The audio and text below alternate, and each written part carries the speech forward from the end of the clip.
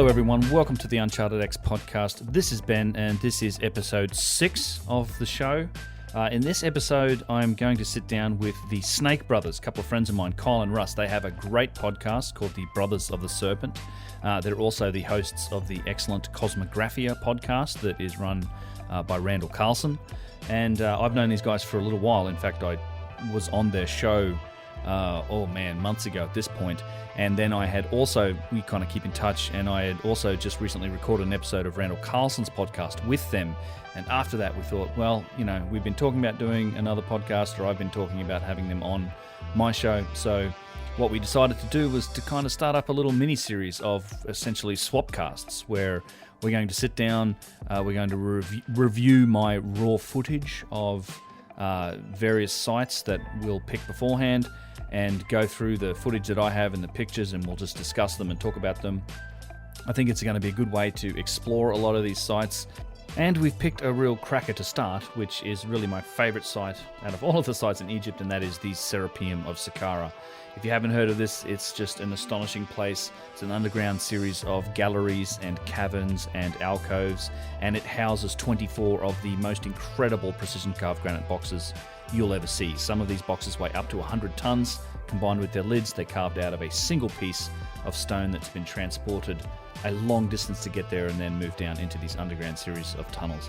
It's a real mystery. It's a bit of an unknown site, and it's one of my just all-time favorites.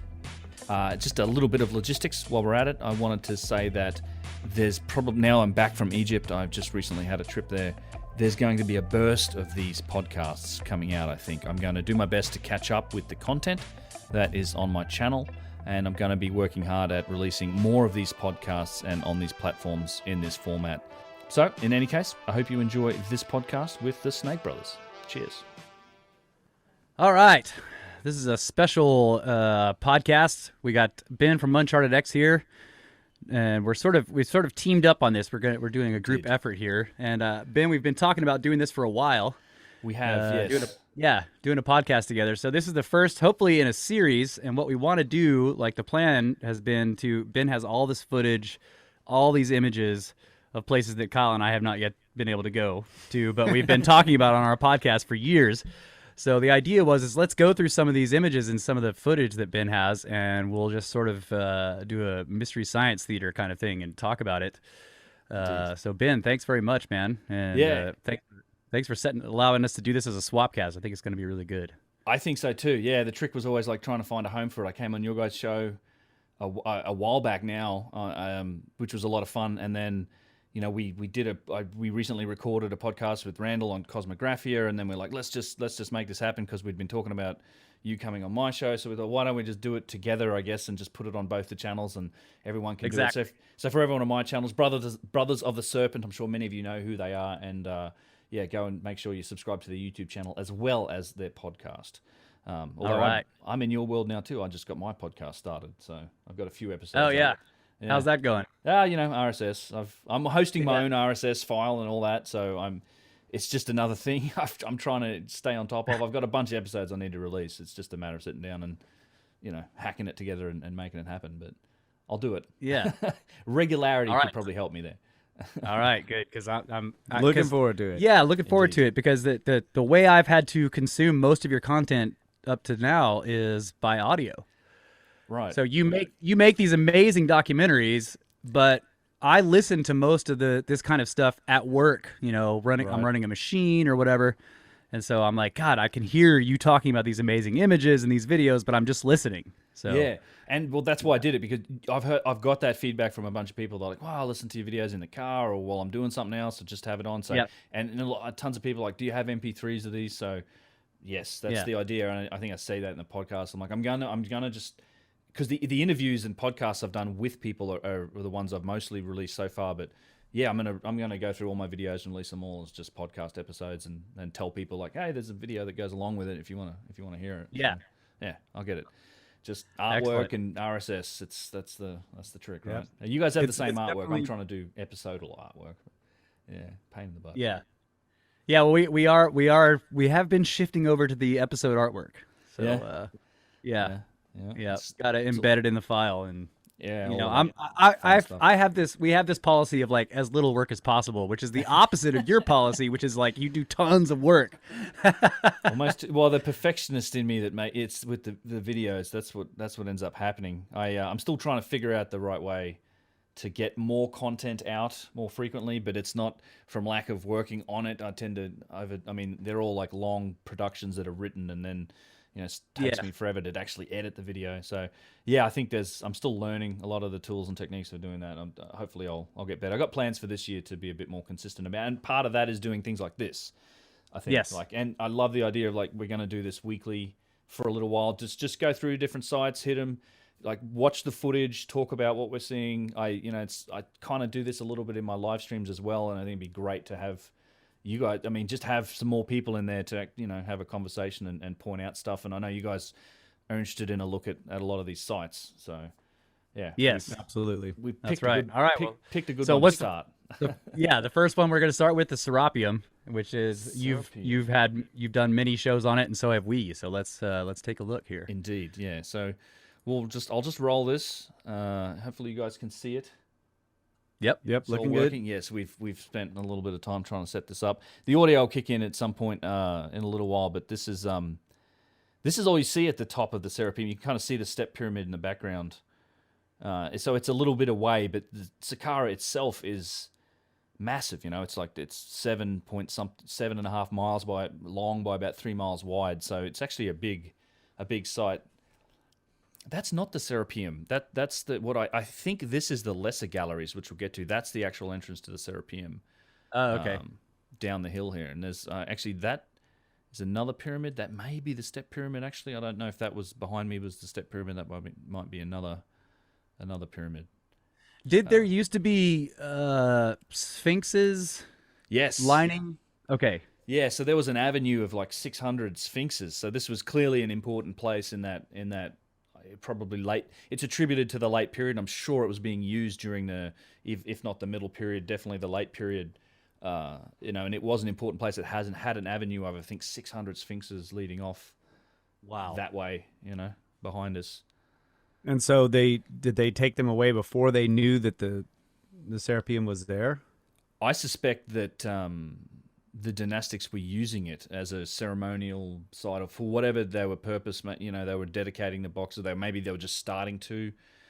Yeah. I don't know, because there's only the one box that's really been carved into. But those small. I think they were the smaller sphinxes.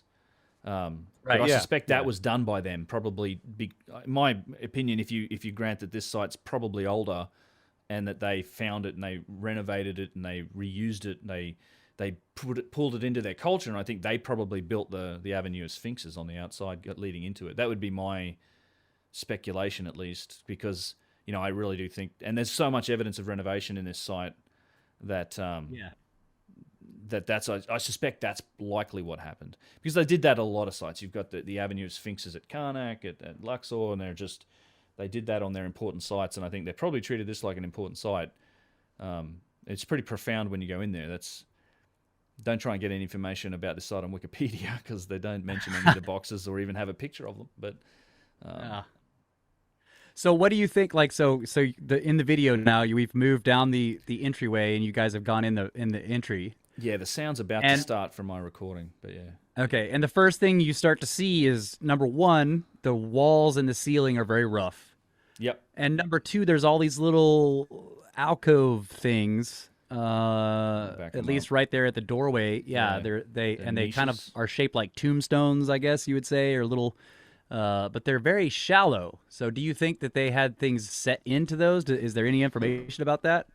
Yeah, so these were small steles. So there would be little offerings. Like these were okay. These were like little steles that were put in here. I think again all dynastic. They've all since been removed, but they would have been little dedications, little things. I think likely what you would have had happen is the priesthood was selling. Whoever controlled the site was selling space. They're probably selling offering space. It's like a sacred site. Go and put your thing in here dedicated to whatever. I mean, I suspect that was what was going on. I haven't really looked into like what's written on the ones, if they found any at all, because I'm sure that most of them were taken. I'm pretty sure Marriott found it pretty much empty. You just had these You have these things here. They're probably taken and, But as you go in the entryway, pan left, that's the lid that's a rose granite lid for a box that's in there around the corner that we'll look at. It has the nubs on it. It actually has a little bit of writing on it too. I see the nubs. Holy crap! Oh, there's a bunch. Well, on the nubbed boxes, there's a few of them. We'll get to look at them.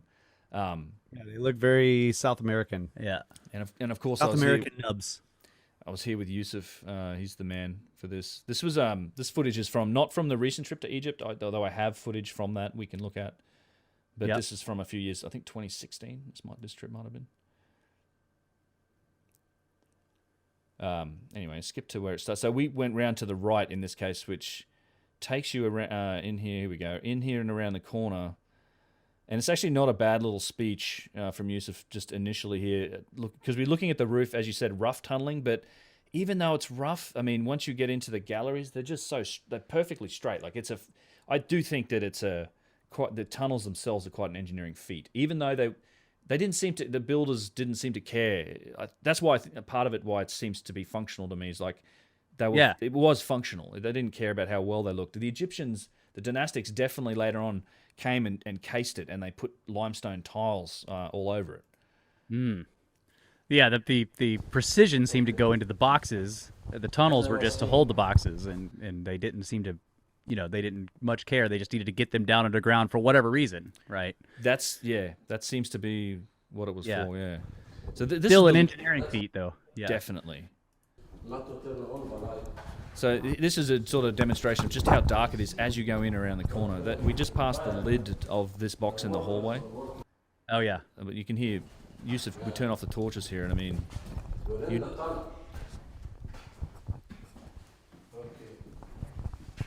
Just for 1 second here, turn off your torches. You guys can hear that? Yep. Even with the Yeah, that's pitch black. Yeah, it's pitch black. Then there is nothing to see. Imagine working and cutting in the bedrock and moving with of course the broken pieces and the dust and everything outside. And what is the source of light that we're gonna use? There is nothing but a torch, a flame. Yeah. Because we call this a torch. It's not. It's electric torch, of course. But I'm talking about the flame. ولع النور يا باشا.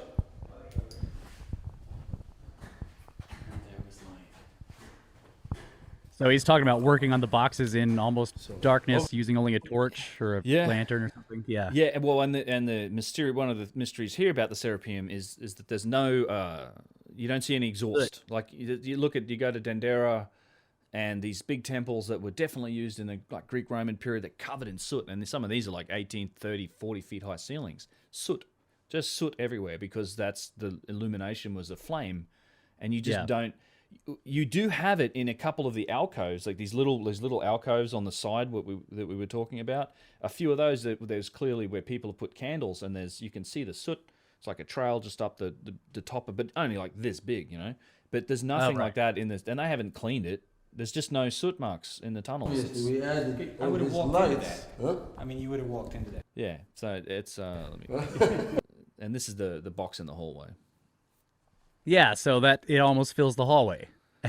Yeah, well, I yeah, exactly. I like to say, I mean, we've built a floor around it. So if you want to, as we go through this, look for the signs of, human renovation, like modern renovation. Like we've claimed the site, we label as a tourist attraction now, and we've built a floor in here. And what I always giggle about is that the fact that there's a floor built around this box, right? Because we weren't moving it any more than I think the dynastic Egyptians were. That's right. Yeah. I can see it. You're right. The box is inset into a hole in the modern floor. Yeah, and we've just built the wooden floor around it. I mean, the other thing that I about this box, and Yusuf talks about the weight and about how many people.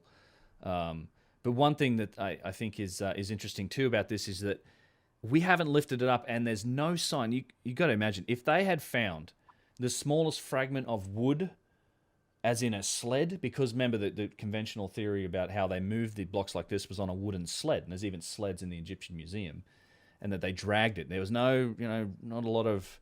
They might have been pry barring it at the end, but there's no, no wheels or pulleys, just like human horsepower is the Egyptian theory. And if they had found the tiniest fragment of wood underneath this thing, they would have decried the sled theory proven out. But they've never found anything on underneath this box that was clearly in transit. They've not found any trace of anything like that. It's just sitting on the floor. You know, And that's a great point, because the box has the box and the lid separate from it has the appearance of like somebody was in the middle of doing this and then they stopped working on it and they never came back. Yeah. So you would imagine that if that is the case, they wouldn't have taken the time. Well, we need that wooden sled. Pick the box up off the sled, take the sled out from under there, and then put the box back down. No, they would have left the sled there, and there would be pieces. So if they've never found any, that's a good indication that there was no sled. Yeah. Yusuf does a good talk about. I like this little model about how many people it might have taken to move this. Okay. Some of them weighs over 70 tons. So here we go. We'll talk about the weight of this. How many people? We are talking here, the range of these boxes, not less than 50 tons. Some of them weighs over 70 tons. But let's say in the range of 50 tons, 50,000 kilograms. So let's say strong ancient Egyptians were really strong, and each person will drag 200 kilos. Okay, Which is a lot. that's good. That's also to be functional. So that means 5. That's 440 pounds, something like that. And 5 times 50. 250. 250. 250. Where are you gonna fit them? Right. 250 really strong. So yeah, 250 people to pull 50 tons, assuming you're moving 200 kilos or 440 pounds per person. Right. And you just that's the other thing about this site is that you just how are you dragging this thing? And this isn't even the biggest. Like this isn't even close to the biggest one that's in here. And this is the lid for that box. That also doesn't account for the drag. Exactly. Right? That's just the dead weight. Yeah. Dead Just weight. being able to, dead weight. Right. You're not having to overcome the friction of the floor and all that stuff. Yeah. Yeah, it puzzles me to this day about how exactly they move them. It just doesn't seem the brute force approach just doesn't seem to work. You can explain it, I think, outside in the sure 50 tons. It's possible. People can do it, and you can make machines. You can make it happen with primitive methodologies, but in tight spaces, I think it starts to become a different conversation. You just got to. I don't know how you can do it, and particularly in the there's literally, we'll get into it, but less than a foot of clearance. Yeah, sure. Okay, so this thing in the back with the nubs, it's block set here? into this part of the wall that looks like the wall there is carved out for it to sit there. It is. It's an inset. I don't know why. That's actually the lid for a box. That's almost as if this was in transit at some point too. And so they just shoved it into that little part of the wall that's like cut out for it to fit under there. I guess. I don't even know if this has been moved in modern. I don't think we moved it, but yeah, it's been put up on blocks. It's been basically blocked up. It looks like limestone blocks underneath it. Yeah, and they're really well done. If you have a forklift, you need to be able to get your forks back under there after you put it down. There you go. Yeah. That's actually a good point. And this thing's sitting on the floor, though. This is the lid from the other box. And this is a good point, too, because we'll get to that. I'm sure we'll get to the question later about the scoop marks. I just want to let Yusuf talk about this, because in the boxes later, you'll see these scoop marks in the granite, and it's important to understand what's going on with those scoop marks and why they're there. And he kind of explains it pretty well here. Okay. Melted down, and it's not. Yes. What is happening here, the stone naturally has cracks. And what they are doing is emptying the crack so it doesn't extend and cause damage to the rest of the box. Like in this case, you can see the natural crack is right here. You see it? Yes. Hmm? Yeah. They're working around the crack. They're working around the floor. They're emptying it out. Yes. Emptying out So the floor. piece can be more solid. Uh-huh. This is a proof that when they are doing this, they are doing it for functional, not decoration. Yeah. So you guys Yep. follow along there? Yes. Yeah. It's a... Yes. Yeah. It's I don't know if this is, drummers have to do this with cymbals. Like when you're playing the cymbals yeah. and they get a little crack in the edge, Yeah, yeah. the idea is you take a drill and you drill the Yep. very end of the crack as it's Crack. working its way in. You drill a hole and it'll stop it. Yeah, And then it you can stops keep it from using the extending. cymbal. Exactly. Yeah, I haven't cracked any. Like I did crack some, but they were trashy ones back in the day. I just let them crack. But yeah, that's how you stop a crack. It's also in aircraft maintenance. I think they work the same way. They they'll if they see any cracks, they can repair them or stop them by drilling a clean hole in it. Yep. And it just screams like, okay, why? If this is a single-use box that's simply going to be used as a sarcophagus and thrown in a alcove and buried forever, who cares? The crack isn't going to affect it. Right. It suggests that they are going to be vibrated, right? Or Because something. you're expecting that crack to continue. This is what the point is with the cymbal. Yep. If the cymbal's just sitting in a cave, there's no reason to drill that crack. Right. But if you're going to keep jamming it, you know it's going to be vibrating and resonating. And You wanna keep that rocking crack's- that cymbal. Yeah, you got to Exactly. keep rocking that box, bro. Yeah. You got to cut out this cracks. I like to say that it seems like solidity was important. Like the box had to be solid. It just had to be, rock solid. Like no faults. And in fact, it's an important point because we'll get, and you can actually see a cut in the roof there. I don't know if I've actually noticed that before. It's almost like The other thing that I wonder about this because this may not be right because they were these are underground, but cracks also can be elongated in stone by massive changes in temperature. If it gets cold and hot, right. It'll continue to fracture. So it could be that they were expecting it to encounter different environments, but it's weird because again these are underground. I also think of like water penetration. Has this place been flooded before? Possibly, yeah. I hear that point a lot. Many people suggest that maybe it was flooded and that's how they moved the boxes in here. I don't think so because there is an elevation change over the Serapeum as you come in, and you'd almost have to have scuba gear to get down to the end. The other thing is you just can't float granite. There's not using the cavities that these boxes have. That's not what I mean, but yeah, I agree with that. I don't mean that they flooded it on purpose. And it could have been flooded. I get you. Tell me if you see any signs of water damage in here. That's the type of thing I'd like to. I've not heard that, like significant water damage from repeated rainfall. I guess that would like an actual flooding. I didn't notice anything like that myself. If these are, let's go on the full speculation here. If these objects are very ancient, and they're Younger Dryas ancient, then they experienced torrential rainfalls, and this entire place may have been filled with water. And maybe the people who made them knew that, and they made them to be completely sealed. So whatever was in them was completely protected down in these tunnels. I don't know. I mean, you're trying to figure out what the function is. Like I think that it seems like they act as hermetically sealed safes, right? Right. Yeah, I mean, that's definitely a function. Like they would seal hermetically, and I've heard a lot of people suggest that.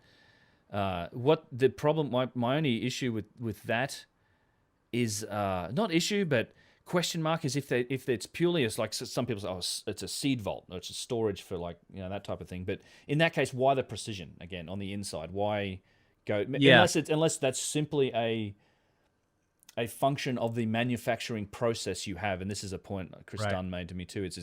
It's like making cars today. Like we make our panel gaps are so much smaller and better in cars today because our manufacturing processes are much more precise. So that's just an effect. Everything we make is kind of much more precise because our machinery and our tools are more precise.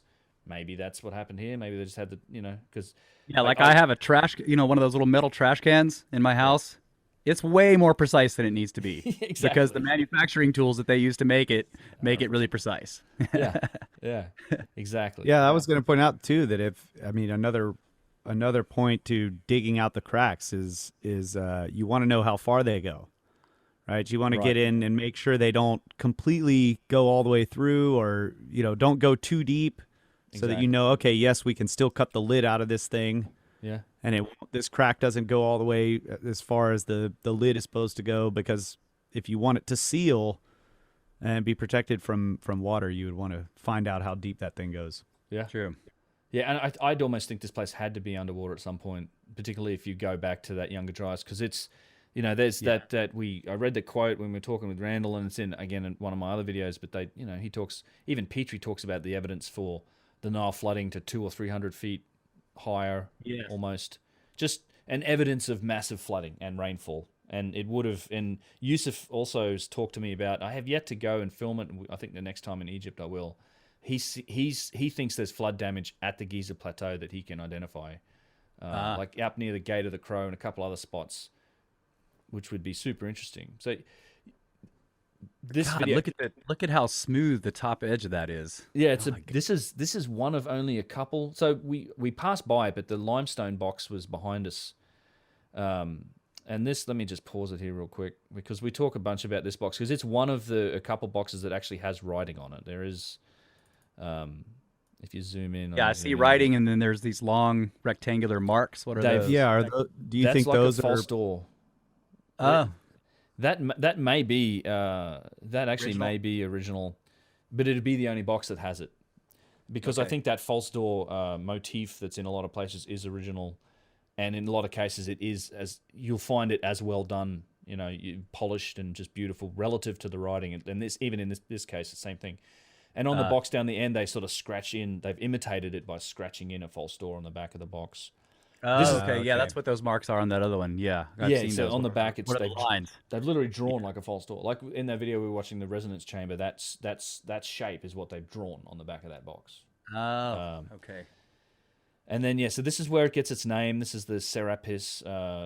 We talk about this, and this is the box where the lid near the door is the one that sits on. That was meant for this, I think. One of the bigger, heavier boxes, probably like 70 so tons, is a huge rose granite box. Only one of two that probably came from Aswan. The rest of the boxes, the quarries are almost unknown. Like we know some of the black granite, some of the Wada Hammamet quarry, which is not on the Nile, which is the eastern desert of Egypt. You've got to actually haul that thing over, I don't know, hundreds of miles of desert.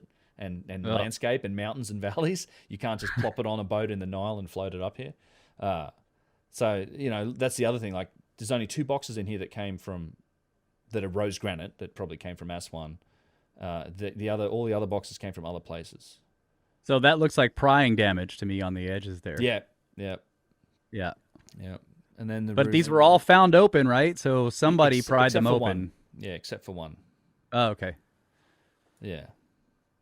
So that's very old prying damage. Yeah, I think so.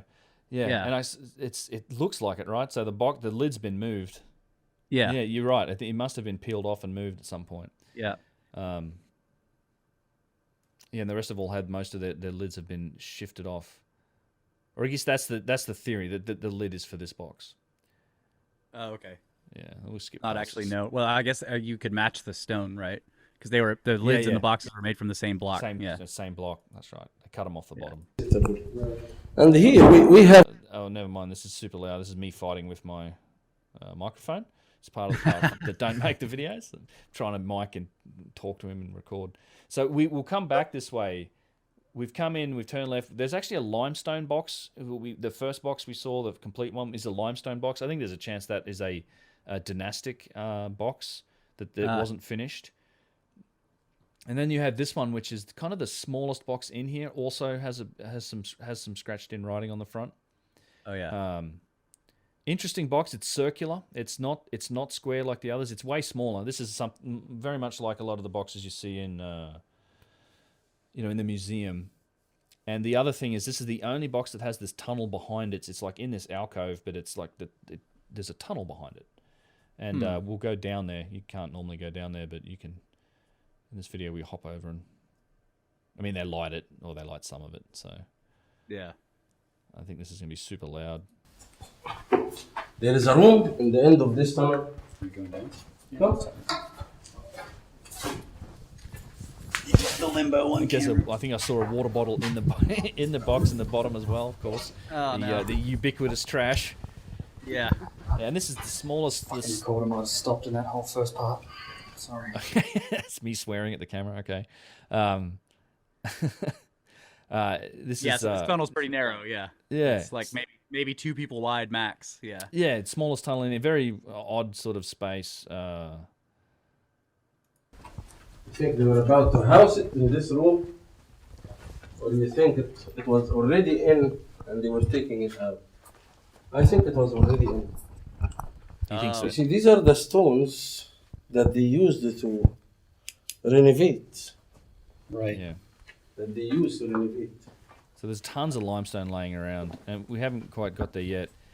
There's a Do you lot think of the black box. there was a lot of renovation work. Just the floor tiles. They had wall tiles. You still see a few of the plastered limestone wall tiles, but they built. I think the dynastics came in here and renovated and built floors around the boxes, and we'll see some evidence of that later on. Yeah, so just to describe for people listening, you guys went around the small box, and there's a tunnel, 50 feet? Yeah, maybe a little Yeah. longer. Yeah. Yeah, and then at the end of it, it turns right, and there's all this rubble, and it kind of ends in a little alcove, and Yeah. Yusuf is saying that he thinks maybe the box was in the alcove and somebody was trying to get it out. Yeah. Is that what he was saying? Yeah. Yeah, he thinks it was coming out. We don't really know going in, coming out. But it looks like there was a lot of work in here that's all been busted up. Like the granite floors are probably the limestone floors have since been quarried. What happened here is in one of the eras, I believe it's the side pillar, they reused the stones, limestone, from outside to case the inside. So do you And this has is anyone mentioned by excavated that pile? Have they done that? I don't know if anyone's dug I through mean, it. have they got because I'm sure they may. I know have. I've seen from some of your other stuff that there's like other tunnels in here that they don't know where they go. Yeah. So actually, we get over here. You can. We're about to go into that area now. We'll go into the closed off area in the next bit here, and then that's right. They in fact. These were areas that they didn't know existed prior to that, and on this recent trip, I talked to some people that are actually working on these sites, and he I had it on. I mean, it's just a rumor, or it's what this I was told by a guy that pretty high up sort of works on these places, is that they may have found an extension to this, and there may be as many as 20 more boxes. Oh man, that'd be Oh my freaking God! awesome. Wow. But you know, who So yeah, knows? I mean, like it seems like the first thing you would want to do is to dig up that rubble and see what's in the floor. Like, is there another Yeah. passageway going somewhere? I wouldn't be surprised if they've gone through it and that's the pile of it. I don't know. I don't know if anyone has. If you listen here, I think you can hear the sound of the closed door opening. Hear this? I finally got it. Yeah. All right. there's the door. Yeah. Wow. All right. Well, so we'll go through that door after the break. For the break. How I about- figured we'd go for a Yeah. break. Yeah. And welcome back to this first edition of hopefully many explorations through Ben's archives God. Yes. and Brothers of the Serpent podcast and UnchartedX, Indeed. going through the Serapeum. Is that how you pronounce it? I say Serapeum. You Okay. can say Serapeum. We've always called it the Serapeum. Yeah, Serapeum. Serapis. But we're always pronouncing stuff wrong. Yeah. So. Yeah, Serapeum. I have a whole video on how it got its name. Actually, there's a brief because it's a good talk that Yusuf gives about it's kind of got to do with the Greek pronunciation of a lot of Serapis. stuff. Yeah, Serapis, Yeah. and then the apis, the bulls. Which Yeah. is not a theory that I think holds much weight. Which we can talk about as we get into here. Yeah, let's because talk about that. as we go into the so we came in through that way. Now we're going in through. For a long time, they thought that the Serapeum ends here, and then one of the professors discovered that it extends. So this is into so it's not lit. This is an off limits area normally. I mean, you can get in here. Obviously, they're putting infrastructure in here. It's a smaller set of tunnels, more alcoves. Only one box, and it's at the end, and you can kind of get flashes of it. But we'll get up to it. They used to fill with plaster and then stick more of the limestone. But this fine type of limestone was actually taken from outside and then You can see added symbols. That's actually a pretty good Somebody example smooths it. of one of these alcoves. Let me. So he's talking about the walls of the tunnel there. Yeah, he is. So the walls of the tunnels. He's talking about the fact that you can see where the plaster was put on the walls, and they would stick the other blocks of limestone, and then you have these blocks of limestone at the entrance to these alcoves. You can see at the back wall here where there's a bunch of limestone tiles that have fallen. This is all rubble that's fallen down. Couple things to note, and yeah, Yusuf's right. This limestone's come in from outside. This is probably all dynastic work of them renovating the site.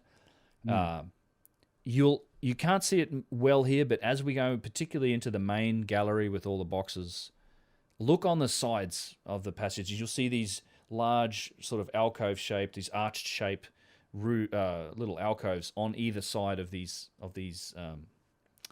big box alcoves. And those used to house granite steles that were shaped like false doors. They had that false door shape on them, and they were facing the box.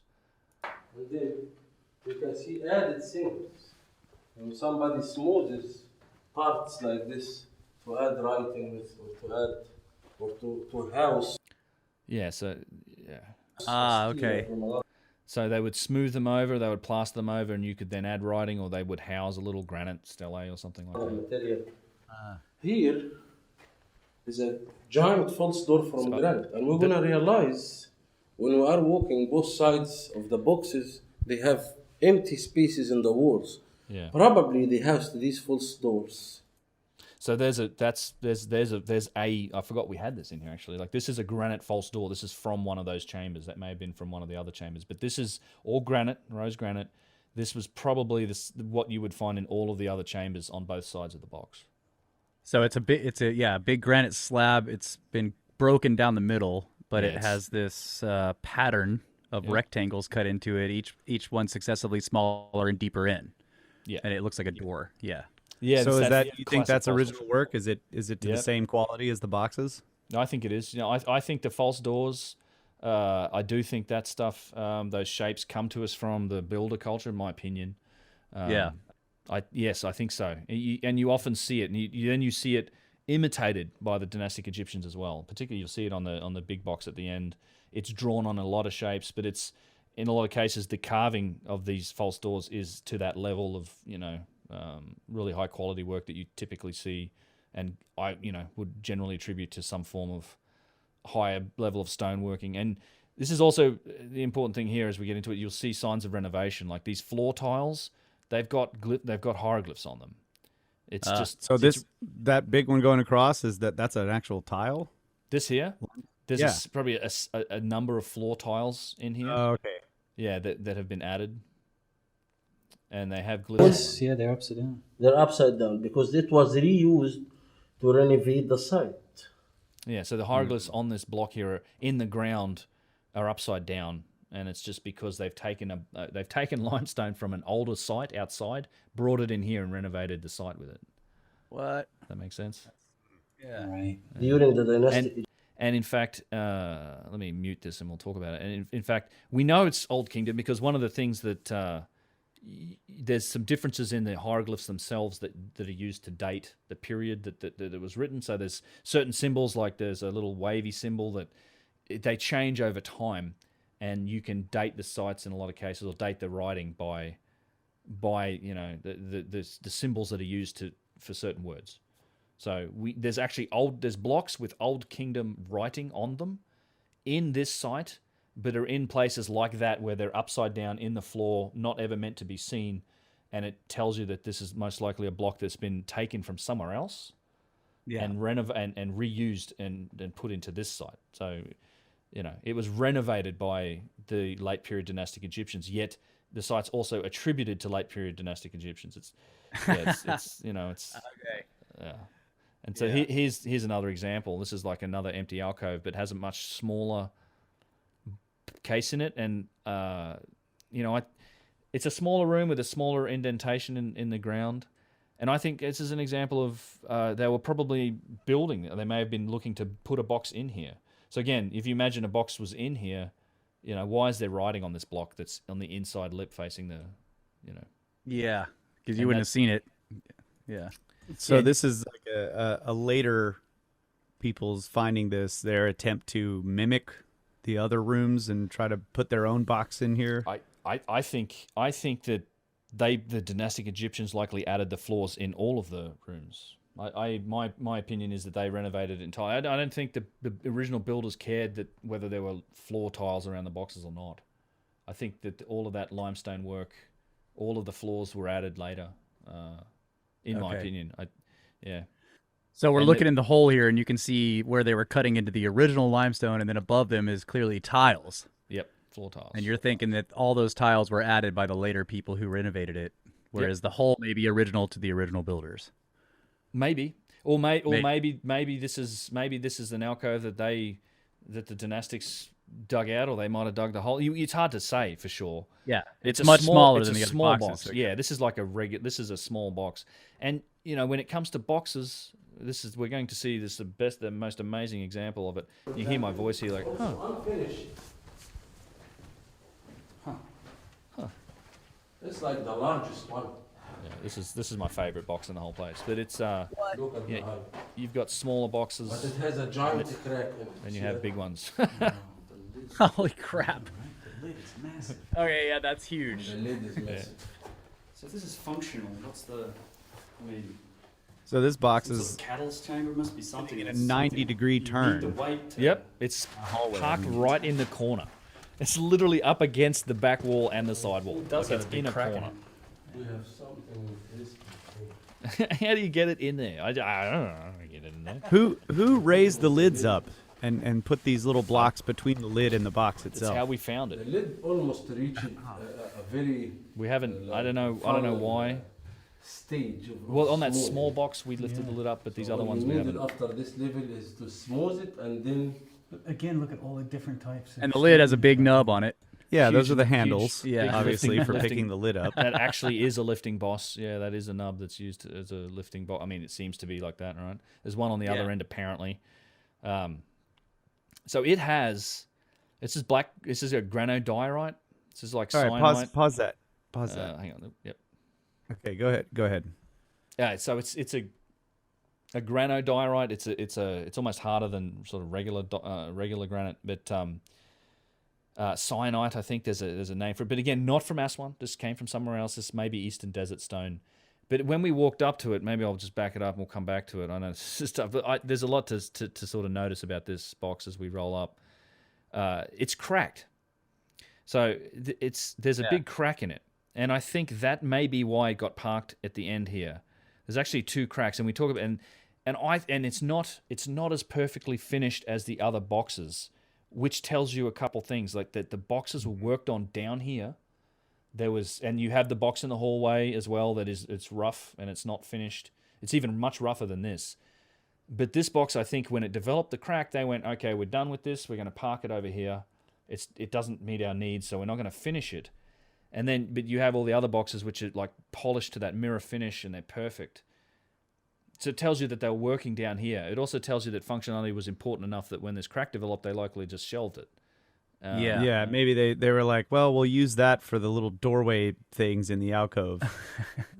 You know what I mean? They could have Maybe. taken pieces of this. Yeah, But so what I wanted to ask you about, where I asked you to pause it, was this inset lip on the inside. yep. Do the lids have This a part one- that? Let's see, you're almost there. I don't know. It's hard to. It does look like it. If I zoom right in, let's try that. Move it over here. So what I'm It asking kinda is looks on the like it. on the underside of the lid, does it have a little part that juts down that would fit into that? That's what I'm looking for. Yeah, that channel that's cut into the. I'm trying to describe this for people listening too.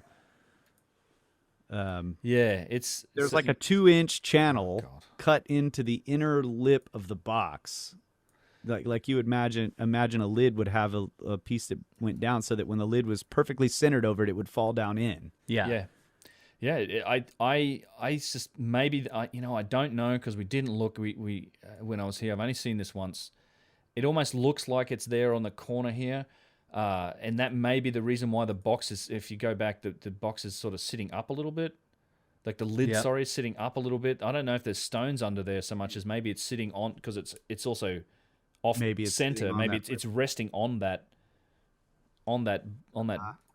inset. You know, that might be. Well, what would happen? give it Yeah, that because height it's off to the difference. side too. So the other interesting thing that I'm noticing about this, because you pointed out the cracks and they've stuck it off in this corner. They never moved it all the way to the alcove, and they didn't finish the fine polishing work on it, and yet the lid is on it.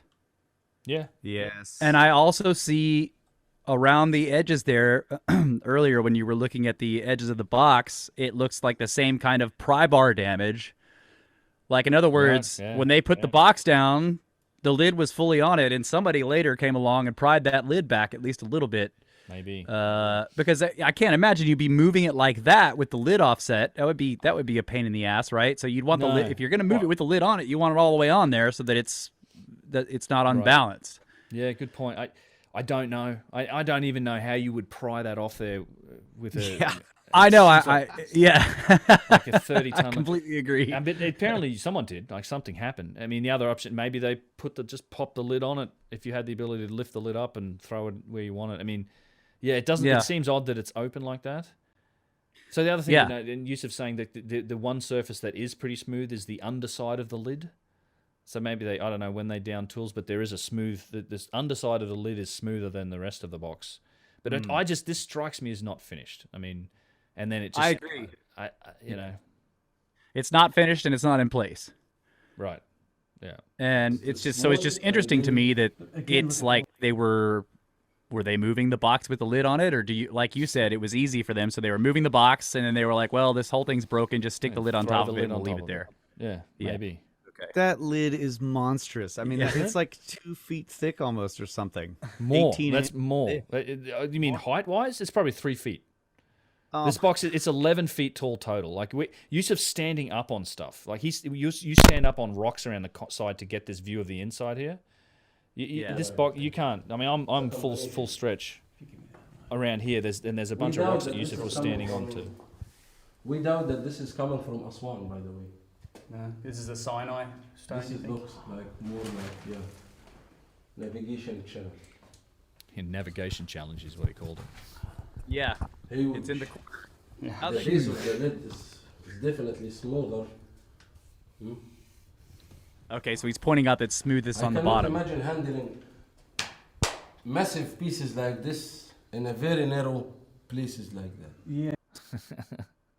Yeah, so if you want a sense of the height of it, like wait where we roll up on it here is Yeah, when you walk up to it. yeah, it's there you go. So it's yeah, I mean, you're like 3 feet high. It's like probably 6.5, 7 feet tall, maybe even tall. Like Yusuf, we're about 6 feet, so See that?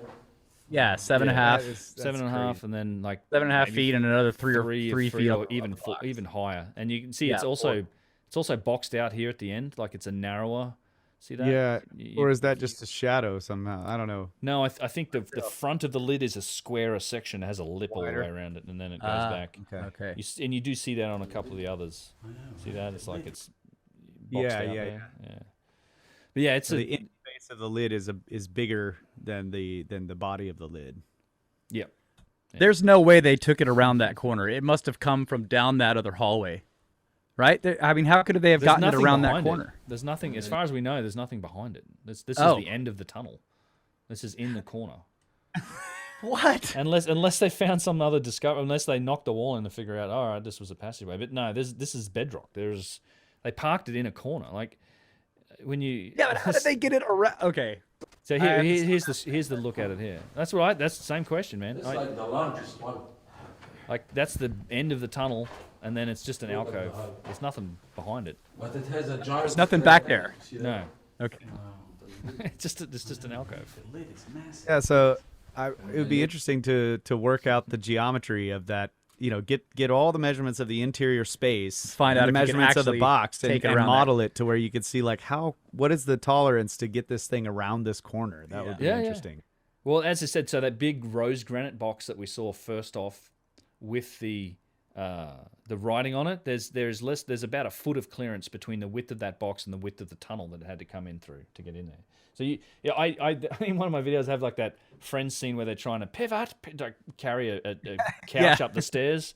I mean, you have to literally go around corners with these things. And then as we get into the main gallery, not only that, you've got to manage like put them down in these alcoves where it's like 6 feet. It's a 6-foot drop, and they've put them in the center of these alcoves. They haven't just like thrown them in there. They've lowered them into the center of these alcoves. Yeah, each alcove has an inset pit. Yeah, it's like 6 feet The down. box fits down it. Yeah, The box fits down it. So not only you have to slide it in there, but then you've got to very carefully lower it so that it doesn't break. Right. Because it would break if you just dropped it down in there. I mean, this is what it makes me think of. All right, 1, 2, 3. Okay, all right. Easy. All right. Wait. Stop. What? No. Twist it. I am. No. Other way. You twisted it the wrong way. Okay. No. All right. You know what? All right. Just put it down. Put it down. Just drop it. All right. That's what it's like. That's exactly right. Yeah. Pretty much. Yeah. So that's that off limit. That's the closed section. Hopefully they open it to the public at some point. They're obviously renovating it, but now we're back into the main gallery and starting to look at like the other boxes. And again, this is what I'm talking about. Like we're looking down on the roof of this thing. That thing's probably just as tall as that box. It's you're 6-7 feet down, and then we've added our own touch of renovations with the steel girders around the alcoves. Yeah. And it's tough to see, but there is an inset cavity on the sides of this, on the sides of these alcoves that housed the false doors. So now the lid of this box has two inset, what look like lifting Spaces. spaces instead of, whereas the other one had like a big middle nub. piece that jutted out at the end. That's right. Yeah, it's as if you put something in there. It's a little different. The other thing that's different about this is they push the lid off from the back. It's not all the rest of them are opened pushing forward, but they've pushed this one from the back. But this is not as well. This isn't quite polished either. It's close. It seems to be finished in location, but not quite mirror polished. But the lines on it are magic. Like the faceting of the boxes is magic. God, look at that. Yeah, it is beautiful. And then I see, like, occasionally when the light hits it perfectly, I see these little pock marks on the lid there. On the side of it? Yeah. Yeah, I know what you mean. I don't know what that is. And there's actually an unfinished section on that lid there. I don't know. It could be tool marks. It could be... well, they're very regular looking, too. Like, they're patterned. So we do know that there were chisels used on these boxes. Like the box in the hallway and the box in the lid, you have chisel. Like it's probably iron chisels. There were chiseling marks definitely made on them. But you also have machining marks. So you have very fine machining marks in the finished boxes. I have not seen any saw cuts on this stone like you see at Abu Sir and those places. Not to say that wasn't possibly a technique that was used, but you definitely have machining marks from the polishing, and then there's definitely chisel marks on them as well. Other than that, I think a lot of the marks got polished out. Yeah, how would they cut that lid off that box without a saw? Yeah. You have to saw it. Yeah, there's no other way. Yeah, it's been sawn. It's then just been worked. I think all the cut surfaces got worked. Yeah, they're polished out. And again, you this is some of the part I like to laugh about, which is, you show them, like there's some demonstrations of guys using a 3 or a 4 foot copper bar and they're rubbing sand on it, back and forth and slowly working around. I mean, you're talking about lengths where you'd have to have a 25 foot or 20 foot bar and make the lengthways cuts on these boxes to then, after you pull it out of the quarry, because the lump of stone that you're pulling out the quarry is probably 150 plus tons. Right. Now you start to get, there's everywhere you turn there, another box, and another box. The other interesting thing is that there is evidence that they worked the boxes down in the tunnels, and the boxes only fit in the tunnels long ways. Yeah. And when they're in the tunnels long ways, you don't have a whole lot of clearance on either side. So if you're trying to cut anything in that direction, you're like slamming into the walls in both directions with your saw. That's right. Unless it's unless it's a power saw, basically. Yeah, and there's really there's very little room in the alcoves to work them either, even without the steel girders that we put in. It's just, assuming they dropped them into the alcoves and then worked on them, there's still very little room. And this is an interesting box. This is Mariette's box. This is the one he blew up. The one he blew up. In fact, let me, before we jump into that, we'll come back to that. I just want to show you, just for scale too. This is a video that was taken on the trip of of my ass getting on one of the boxes. Yeah, I was going to ask you about that too. Like, is it typically frowned upon to get on them and inside them and everything? Because so this is the realm of who you're with and how it works and the backsheesh and the, you know, it's not, I'm not hurting it. There's plenty of footprints on it. You can, you know, depends on how generous they're feeling, and it's, you know, everything in Egypt's more or less available for a price, you know, so it's a matter of, you know, getting you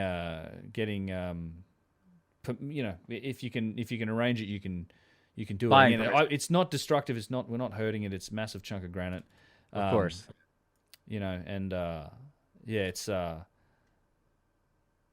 So yeah, that gives you the the scale. Yeah, it's huge. Yeah, And that's that one the is lid. polished, I can see. Yeah. That one is polished, yep. And I have the footage looking down from on top.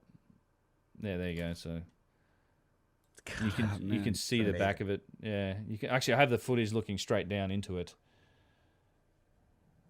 Yeah, so you jumped on the box from the hallway, and then you walked all the way to the end, and that just gives you the scale. It's amazing. Yeah. And then it looks like they were scooping damaged parts of the stone out of that one, but then they polished the scoops. That's what they did. Well, like. that's whoops. Yeah, that's right. They did polish the scoops. So that's an interesting part of it. And in fact, once we get to the polished boxes where you can really see that's evident, it also puts to rest because the orthodox theory about, well, how did they polish the stone? Well, they got sand and they got rocks and they got water and they rubbed it and they rubbed it and they rubbed it. And it's just, but they use like a flat piece of stone to polish a flat surface. You can't polish like a convex, you know, egg-shaped surface like that with that method. You can't do it. It's, how did they polish those stones?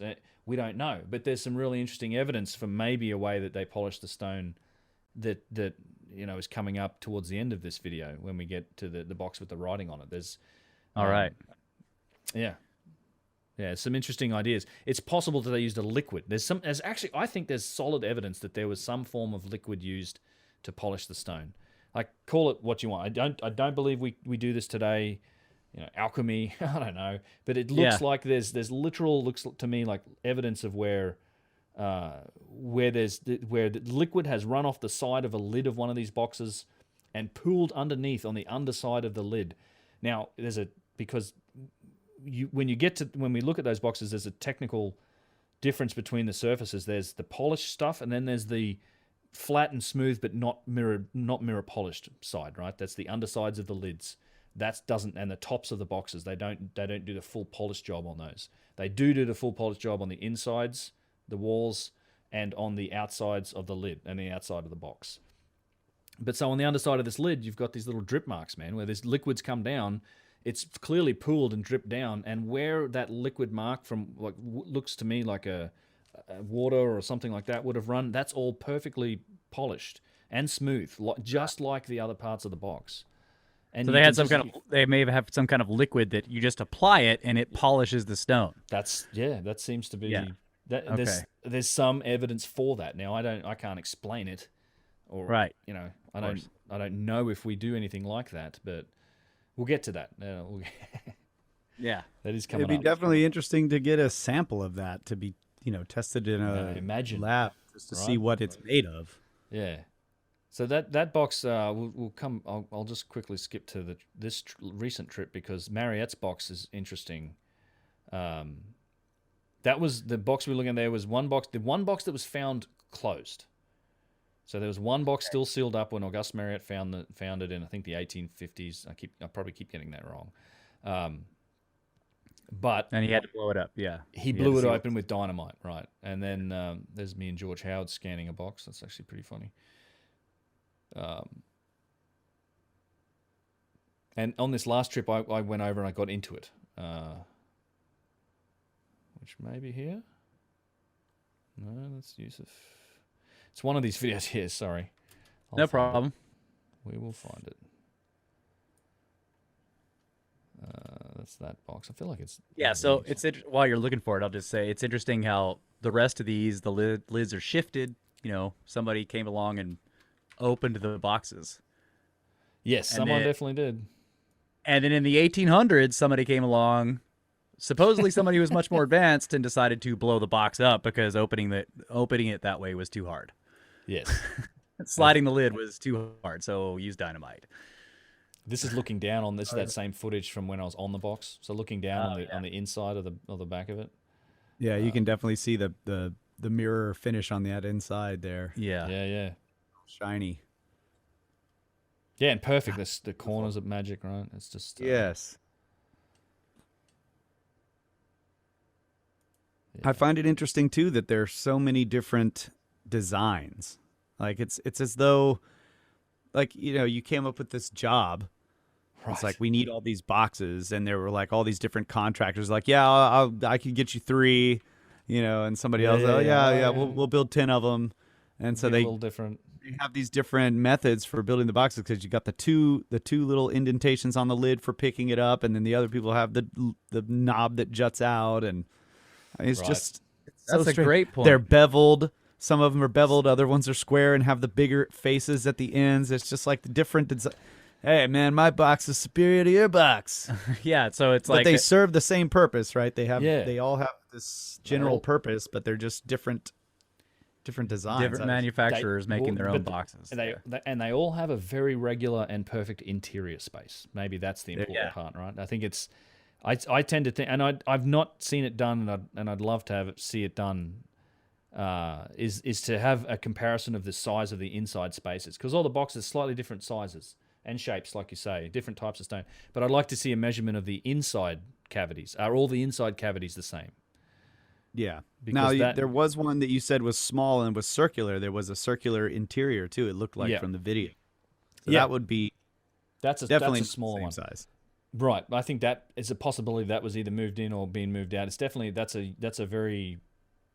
There's a couple boxes that kind of stand alone. There's that one, and then there's the limestone box, I think, that's next to it. That's really rough, and I think that those are. There may have been more boxes that have been moved, but that's definitely a waste. That's a very small box made from granite. It's possible the dynastics did that. I don't know that it's much it rules out. Certainly late period, they had iron tools. They could do some pretty good stuff. And it's it's not something that's horrendously heavy. It's probably still 10, 15 tons, but probably a bit more manageable than 70. Yeah. Anyway, so this is Marriott's box. that This he was blew open. perfect, and it was blown open. And you can kind of get the mirror finish on the inside here. Wow.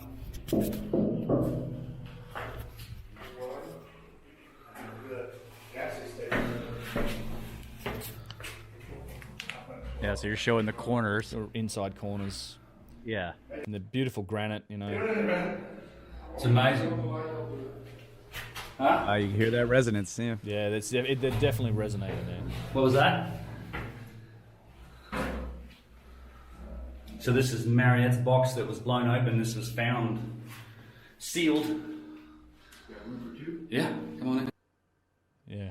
A really quick and easy way to test the interior space is to get into every one and hum until you find that resonant frequency. Yeah. Because if they're all the same size, they'll all be the same. It'll all have the same fundamental. The same resonance. Interesting. Yeah. Yeah. Yeah, you can't get into all of them. I mean, there's some of the spaces aren't big enough. Well, you can just hum into it, though. But you could should hum be able into to it. You hear could lean over it. Yeah, and probably hum into it. Yeah. You're right.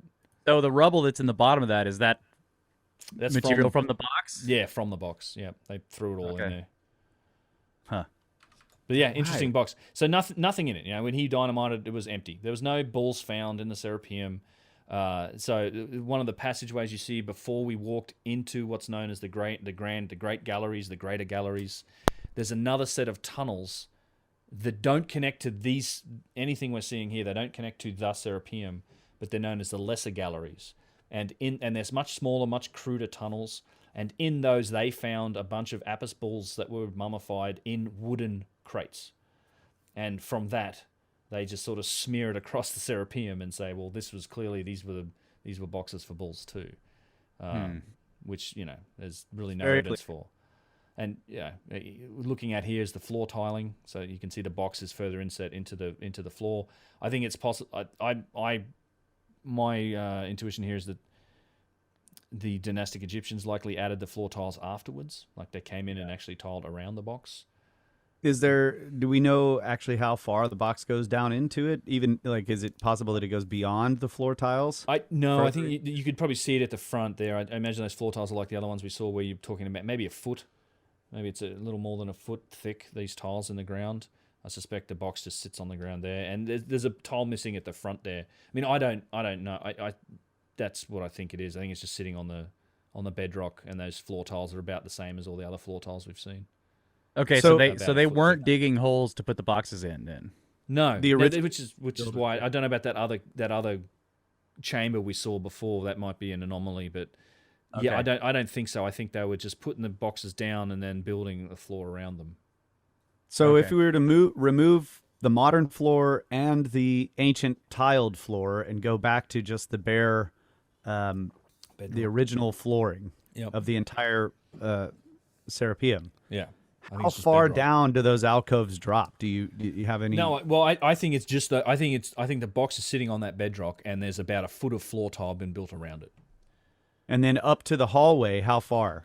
Because you're showing you're standing up by the lid, so it's right. So the hallway's only the modern floor. There's glass tiles in the floor, so you can look down and see the original floor. And it's only like half a foot. I mean, they've built basically a raised walkway. It's probably the width of a 2x4 or 2x6 or something like that. Whatever they used to build the floor, and it's a good thing they did, because it was sand and dirt, and by all accounts, when people would go in here before they put the floor in, you'd be choking in dust. It's just the dust would be thick. So this wooden flooring is quite a blessing. And in fact, this is a good example of how straight and really astonishing the tunnel system is. As we're walking between that alcove and now what I consider the main part of the Serapeum, we're just getting to, with most of the impressive boxes.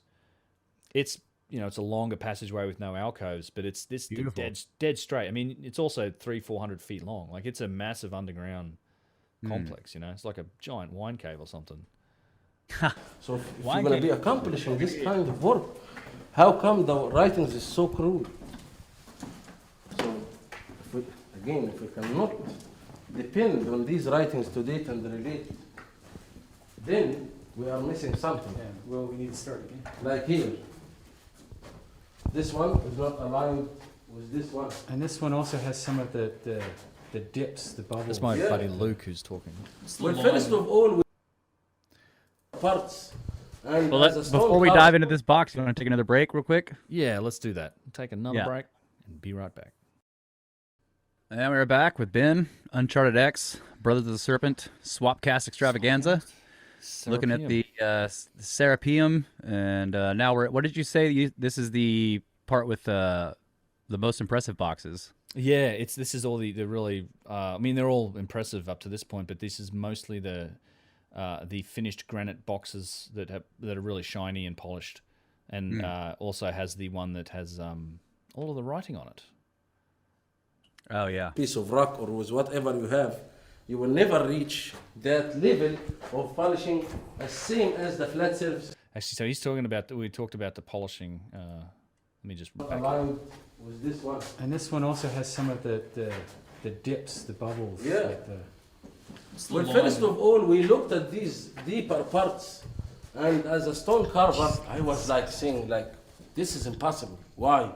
Because I saw that inside these lower parts, the polishing still in these deeper ones as good as the one on the surface. And if you follow that manual style, of course, you will never be able to go to these pits in the stone. You will never reach with your sandpaper or with your piece of rock or with whatever you have. You will never reach that level of polishing as same as the flat surface on the outside. So we had many ideas looking around it and thinking maybe this is a kind of bacteria that affected the stone and things like that. Until one day, And there is no coincidence, but when it was the time for us to see and realize, like these ones especially, Yeah. You see these ones? It's like a circle, semicircle. Yeah, and it's polished on the inside, same like anything else. Inside the dip, right? Yeah. And I know There's a huge one on the side. underneath the lid of this last box, you can see the. Yeah. So that's that point we made earlier about the fact that you have this perfect polishing also in the divots, of which there are many in these boxes. Yeah. They've definitely emptied out a lot of cracks here, and and they've also faceted the sides. Yep. Did they do this all around the exterior of the box part too? Because I see them in the lid. They're all around the box. Yep, they're lid, body, wherever they found cracks. God, look at the cuts on that one. They're just so sharp. Wow. Yeah, this is a nice box too because this has that vein of material in it. And this is something that I made a point of pointing out in my last video about when I commented about geopolymers, and this is probably one of the reasons why it's not a geopolymer is that this is a vein of rock that came out the ground, and you can. And there's a bunch of objects that have these types, these veins of material on them. So what is is that granite with a vein of quartz in it, or It's granite? Yeah, I'm not sure what the vein is. I'm not no expert. feldspar? Yes, I mean some material. Yeah. Don't know. And they're all again. These aren't rows, huh? Sorry. You guys are continuing down the hallway and left, right. We're looking into the alcoves and showing the boxes, and these are very similar in styles, but yeah, they've got these scoop marks, like somebody took an ice cream scoop to the lids and to the boxes, but that is also polished to a high shine. Yeah, they're mirror finish, and they're just covered in dust, which is just not a natural property for granite to be shiny like that. It takes quite a lot of work. And again, not rose granite. So most of these are all black granite or syenite or granodiorite or something that have come from lower slab, further away. Yeah. Getting a close and look at some of these lids have been shifted forward, like you were pointing out. Yep, they're all open. And again, you see the alcove in the side? This is where the granite stele with the false door shape would have been. In the side of that alcove. And again, here's another. There's no floor tiles left in here, so you can get a sense of the depth of the box. It's sitting on bedrock. I think this is what most of the chambers look like. A lot of the limestone, I think, it was probably just quarried. I mean, along with everything else. All these granite steles were quarried. They probably the boxes were probably too big to quarry. They just left them alone. So what I don't understand then is, when is this quarrying taking place? If you have one period where according to your idea that the ancient Egyptians found this place and found these boxes in here, and then they revered it, so they brought all these tiles in, they tiled it, they're trying to preserve it, they're renovating it, they're putting their own floors and walls in there, and then at some later date, other people find that, and then they take the blocks out to build other stuff. Yep. Yeah, that's exactly what happened in the last couple 1,000 years, like 3,000 years. I mean, even go further back, a lot of these sites have been quarried continuously for that period. Even sites like this, I mean, there was clearly people got in here. It had occupation for a long time. It was probably then quarried and then lost, and then rediscovered eventually. We have records of it being used after or during the end of the Egyptian civilization. There's a long period, and then anything on the surface certainly, but this sort of stuff as well. It's all, it's just later civilizations come and take the stone. They don't seem to care much about it, and that's been going on right up until really 100 years ago. These sites have been quarries, for. But yeah, I mean, even fragments of these boxes, like for example, the one that was blown up by what's his name, Pete Marriott. Yeah. That would be a good candidate for luminescence dating. They've been in the dark this whole time. Yeah, actually. And and they had to have been moved through the sunlight from wherever they were quarried to get here. So the last time they were exposed to sunlight was right before they came down in these tunnels. So it'd be interesting to get some luminescence dating and find out how long they've been in the dark. Well, is it also? I mean, would that still apply if they'd been worked when they were down here? Because if it was a rough block and then it was worked. This is one of my favorite boxes, actually. Oh yeah, look at that! Just beautiful shapes, and then it's also that when the camera pans to the side and you just get this reflection on the side of the box. It's so like a mirror, and just smooth. Like you can see how smooth those and Yes. the scoops are, these scoop marks. And again, Yeah, it looks like they took some pretty big scoops out of the bevel of that side there. Yep, big chunk out the side. What seemed to be, and you just don't see these on the inside of the boxes. The insides are always perfect. That's so interesting. Whatever was, it seemed to me that the important part was likely the inside of the box that had, Yeah. and it's just straight and flat and square. Remind me, But if- when we go to this place, to bring a huge bottle of Windex and some paper towels. We could definitely take some time with paper towels to clean this place up. It's, Oh yeah. oh, that's loud, Jesus. So Oh yeah. As Yusuf, another yeah. question is going back to the intent of the original builders, whoever they were. Mm-hmm. It doesn't seem like they ever intended for these boxes to come back out. I mean, No. right? They were put in here, and it was a permanent. This is a permanent setup. Yeah, I think so. once they're I mean, Yeah, once those boxes are down in those alcoves, I mean, how are you going to lift it back out? I mean, I Yeah. guess you could do it if you had some kind of magical technology. maybe, yeah. Well, it's an interesting thing too. Like these boxes don't have the bosses or the nubs on them. Yeah, Which I just had a thought. It's like, okay, so the unfinished boxes do, yeah, and some of them have the insets, but the one in the unfinished, so maybe they pop the lid on them and then they polish them off and they're like, all right, they're closed, they're sealed. Yeah. Like, we're not actually Permanent. going to get the lid off it again. yeah. Yeah, like Yes. they didn't even ever plan to take the lids off, which is Maybe, strange yeah. too. But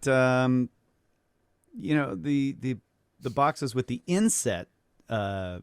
lifting, I don't know what they're called, lifting alcoves. Yeah, lifting, like the square holes in the lid that looks like you could, you'd shove something in there to lift it, right? yeah, and you can see that in one of them, at least that you showed a while back, it looked like whoever actually opened the box tried to use that with a pry bar of some type because it was all shattered Yeah. around those eyes.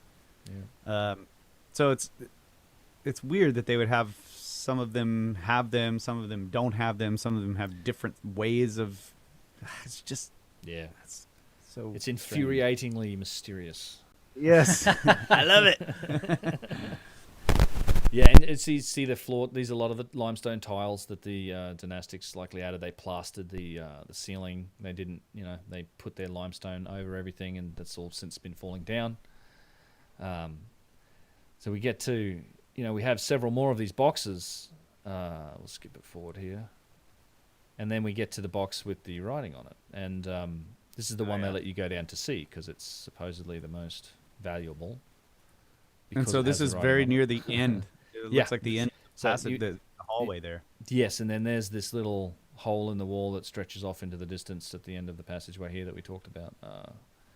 But yeah, so this is towards the end. And the other thing about these alcoves is none of them face each other. They're all offset. So there's no two alcoves like face to face. They're all offset. Yeah, when you look at a overhead diagram of the tunnel system, it looks like a skeleton key or something. Something like that, right? Yeah, the fact that they're all offset sort of triggers something in my head too. Like, does it mean it's a functional thing? I don't know. It's like you just can't have them lined up with each other. I'm not sure why. Maybe it's accidental. But so this is the box they let you down into. It's a giant, magically flat, perfect granite box that has got these chicken scratch writings made into it. I'm sure Yusuf will. We can see how crude these lines are. Too bright reflection. Thank you. Oh, so- No, yours is good, Yusuf. Okay. Ben's is really bright. We can see the glyphs itself is very, very crude. The tool is hardly scratched the surface Yeah. of the stone. And somebody can do these edges, these lines, Yeah, they're not straight. Look at, and then they're not parallel. Yeah, look at this. The tool is totally like soft, and even this here, if this, we believe these writings here is from the late period or Greco-Roman time as well. The writing on the Is that surface of the this. style of the writing? The style of the writing, yes. And Empty cups. supposedly at this time there was more iron. Yeah, of course. You know what I mean? Well, this is probably iron, and this is what iron looks like when you scrape, or what granite looks like when you scrape it with iron. Yeah. Here we can find an empty shell, Interesting. Yeah. and then there's still this part of the story.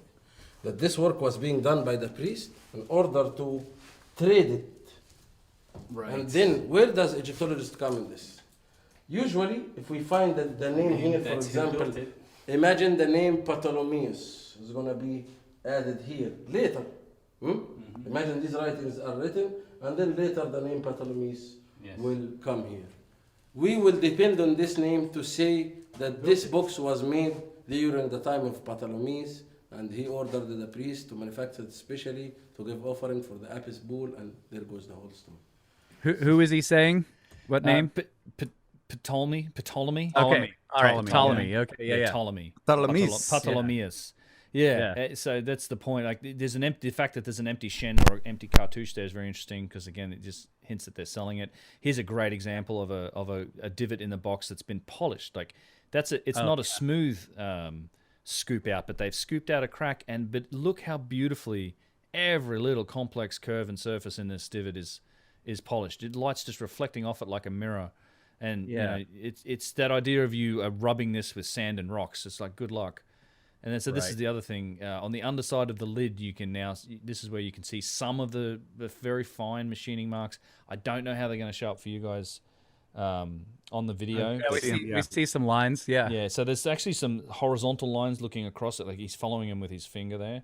Yep. Yeah. Very fine machining marks. Because again, remember the underside of the lid hasn't been polished to a mirror. You're seeing a reflection because it's very flat.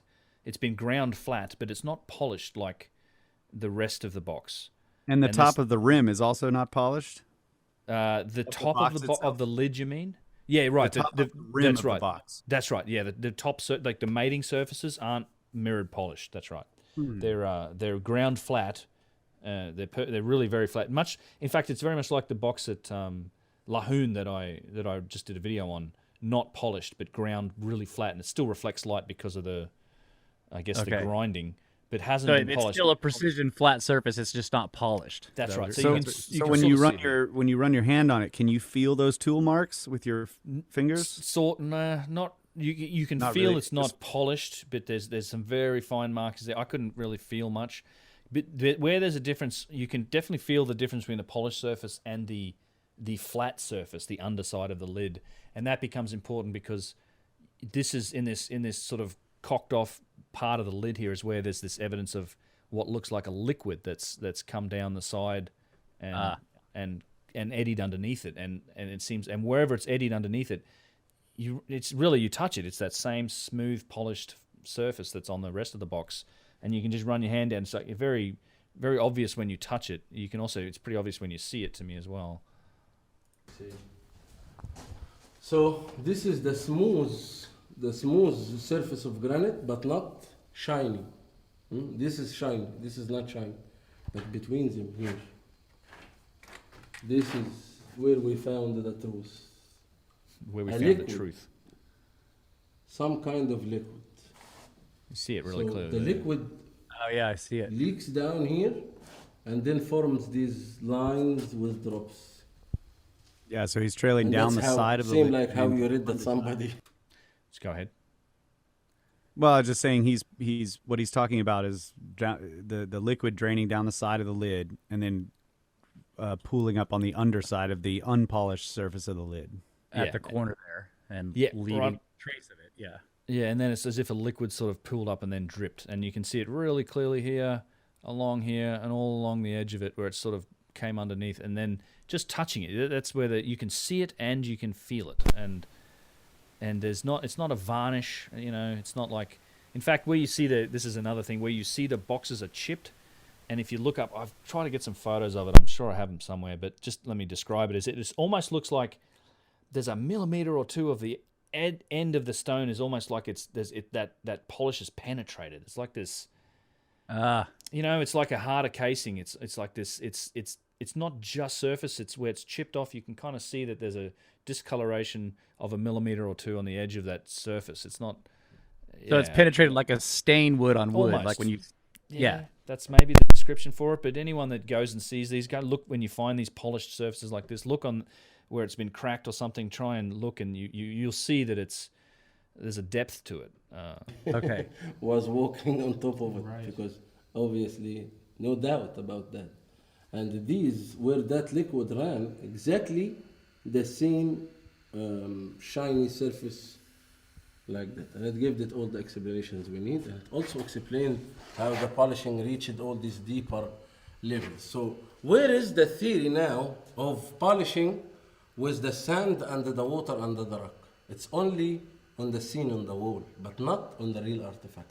Which one I'm going to believe? Of course, the real artifact is the one that tells you the absolute truth. So whether or not it was, some kind of magic liquid, that the fact that there are those run lines like proves that it's not sand and somebody rubbing on it with sand, because you could not get that effect. I think so, right? And I think that you would be challenged to get that the polished effect. Just try and test it in one of those divots, or try and test it in a surface that's not flat and see how far you get. Like, again, this is the realm of the experimentalists. This is the Chris Dunn test. It's why everybody that comes out and look, I'm grinding a stone pot, or I'm doing. I'm testing these. I'm showing you that it can be done because I've dug a trilinear corner in a piece of granite with hand tools. It's the 4-step. You have to encompass and demonstrate that you can achieve the most difficult aspects of these challenges as well. Like, that's how you prove it. You have to include the most difficult aspects. Exactly. It's like, and that in some cases that may include some of the geometry of the overall object. I mean, there's a lot to it. And by the way, I just wanted to back that up, because one of my most favorite parts of this is as we turn this corner, you just look at the reflection, the beautiful reflection on the stone, and how mirror-like it really is as you just go around the corner there. It's just such a fine piece of work, and I just think it's been defaced. So yeah, I think a lot of these things could be determined. I mean, I think more experiments and more testing. I'm not the guy to do that sort of stuff. I don't have the equipment, the know-how, like the space to do it, I guess, even. I know there are people trying, and I think it's all good, a good thing to do. But I think the Chris Dunn test in his book, where he lays out the 4 conditions you got to satisfy to sort of say, okay, we know how it was done. I think that's the test. I really do. Right. Match the most difficult parts, not just the easy parts. Yeah. Using the methods you say that were done, you need to then also replicate the most difficult elements of the problem and then carefully compare it with the original results. And you also have to take into account all aspects of the original artifact. You can't ignore parts of it. You've got to kind of You've got to just take account of all of it. And then so here on the back of the box, you see the false door that's been drawn on it. Yes, right. That's the same mimicking those granite other false doors. Right. Yeah. I also want to point out what we were talking about earlier is that the alcoves are all offset from each other, right? Yep. You were commenting on that. That's right. That also makes it much more difficult to turn these things into the alcoves when you're moving them in. If the alcoves were adjacent to each other, it would be a lot easier to get it in there, because you'd have now an open space on the other side where you could move the back end of the box to angle it in there. All right, so I have an idea on why the alcoves are offset. All right. I mean, it's just an idea, but the machine that cuts the alcove sits against the back wall. Oh, okay. Right? Yeah. And then it cuts that alcove, and then you spin it around and set it against this wall, and you cut that alcove, and it can't, I mean, I don't know. That might be an idea. It's a good idea. I would say it is only there are some alcoves that face tunnels that like entryways that go the other way. So there are some that don't have a blank, like just a wall against them. Okay. But yeah, throw that idea out. Well, they use the tunnel machine for those. Yeah. Maybe there's a tunnel machine and an alcove machine.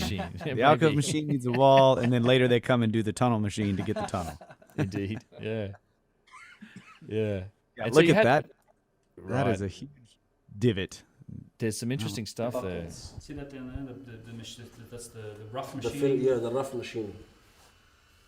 So we do have rough machining, and it's still lost to technology. It's highly abrasive. Like that looks like it's taking just chunks out. Yeah. It's an interesting spot. This is some other machining that just looks like it's hammered out in rows here for whatever reason. Who knows? One of the few spots. Rough cut. Bottom left of the back of the box, I guess. Yeah. So you think that's original? You don't think that's later work?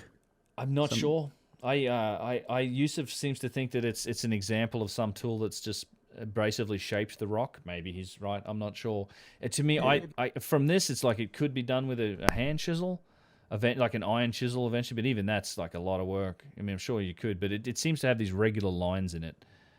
Yes, but it looks almost like a the jackhammer. writing and the crude chiseling Right, the writing's kind of continued into that area that that's corner. been busted out. Yeah. Or they just couldn't finish True. that corner. Yeah, I Or guess. they didn't finish the corner. Yeah, I'll have to have a closer look at it next time I'm there to see how far this writing actually goes.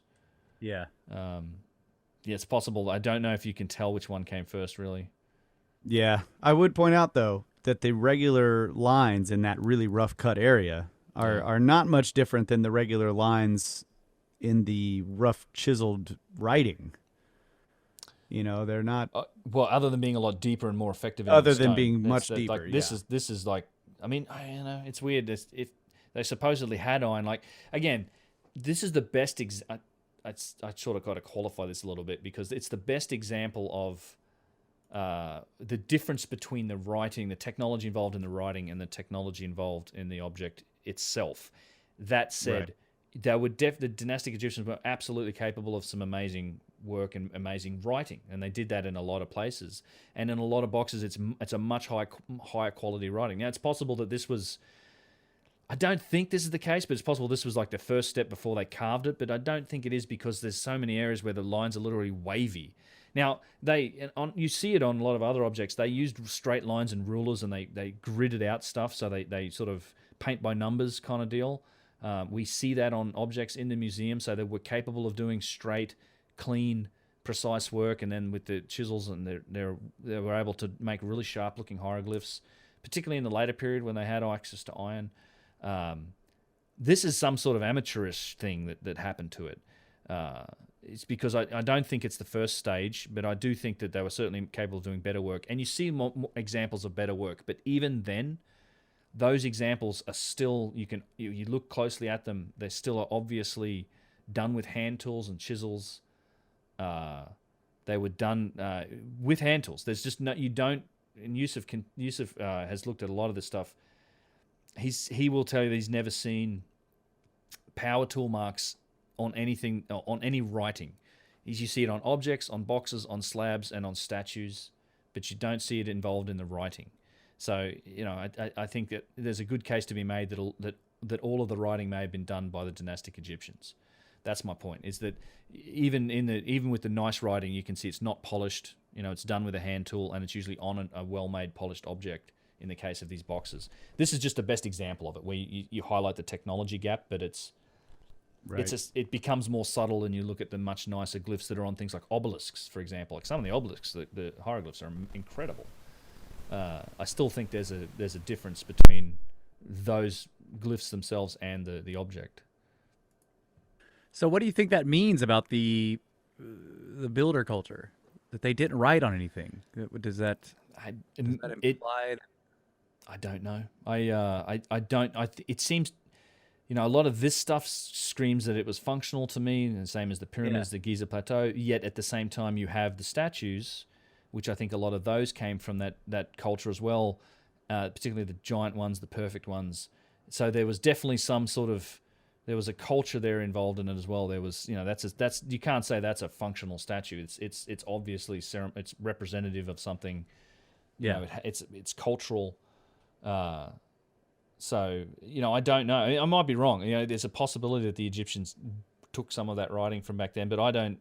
I'm not convinced of it. I think it's a good case that almost all of the writing was done by the dynastic Egyptians. Well, no, I inherited agree. A lot of objects. Maybe they were like us. I mean, we don't chisel a lot of stuff in stone. That's right. Other ways of recording our learnings and stuff, right?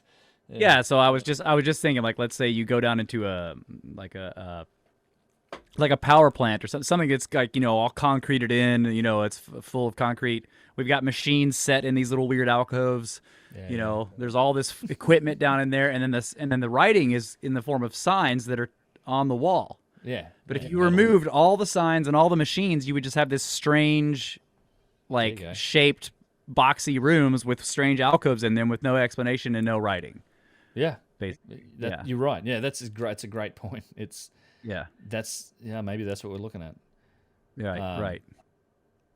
Yeah, exactly. It's just the fact that this is the only, there's only a couple of boxes in here with writing. We just don't see writing on a lot of these places yet. In the actual tombs that we know were tombs, we see no end of writing. Right. It's filled. Lives. It's filled. It's plastered. It's just all. This is a modern limestone work. Yeah. Our limestone work that'll probably fall apart long before the boxes do. Right. Yeah. And I think we've got one more feature to look at, and then how are we doing on time? We're approaching. We got a little bit. Yeah, we got time. If there is, our power plants probably have a manual.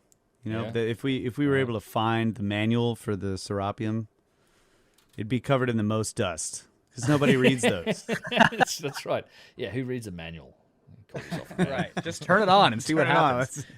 Guilty of that today. Just where does this go? I'm just going to try every hole until I get it there.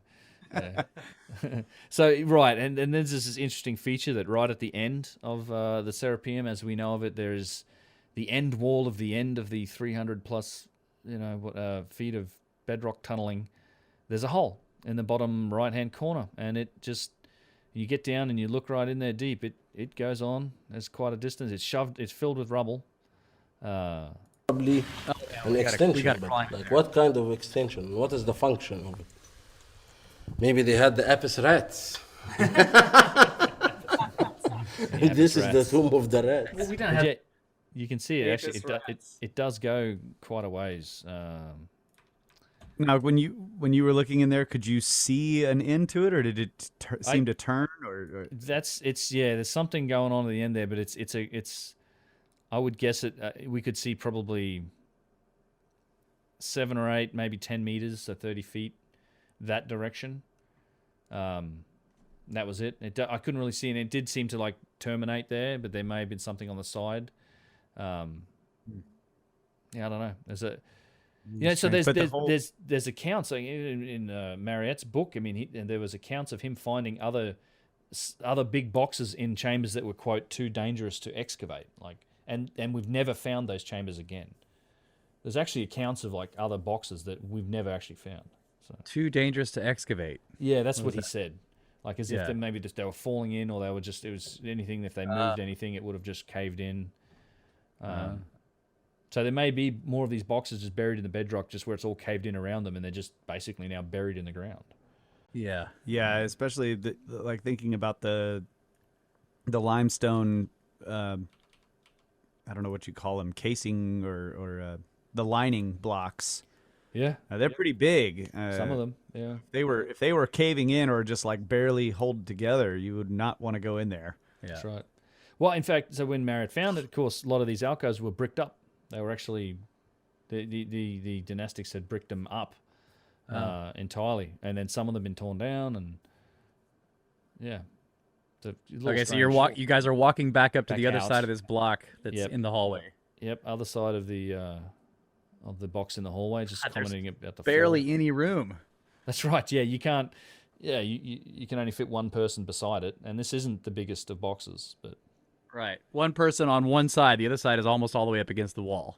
Yeah. Now, would the lid even fit on that to go in there? Well, the lid's behind it, so they clearly brought the lid in afterwards. The lid, but I guess the room is tall enough for the lid to sit on top. Maybe that room, maybe, maybe it's a pretty thick lid. That's insane. There's not a ton of room. Actually, I got my doubts about that lid fitting. It'd be very, very tight. Yeah, you wouldn't be able to lift it very much. It would be pretty tight, especially when you have to lift it up to move it. Right. Yeah. You got to lift the whole thing up and making it extra hard. Unbelievable. It's just... And yeah, that's the other point. Some people say, well, did they make the ceiling? Did they drop the box? No, it's bedrock. It's tunnel. They had to bring them in through the tunnels. This is not a... Yeah.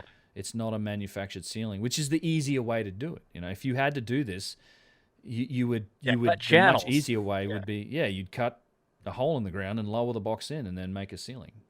But someone's brought these in horizontally through these tight tunnels.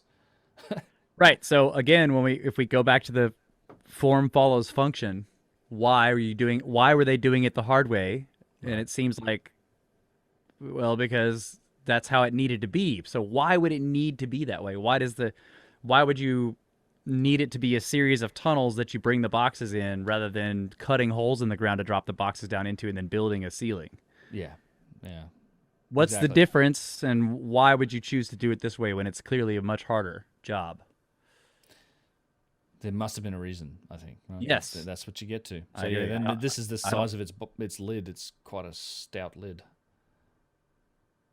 Yeah, you can't move it. I think he's trying to move it. Yeah, I was it's seeing not in the working. video. It's me trying to push on it. Yeah. I'm large, but not that. You might have moved it a little bit.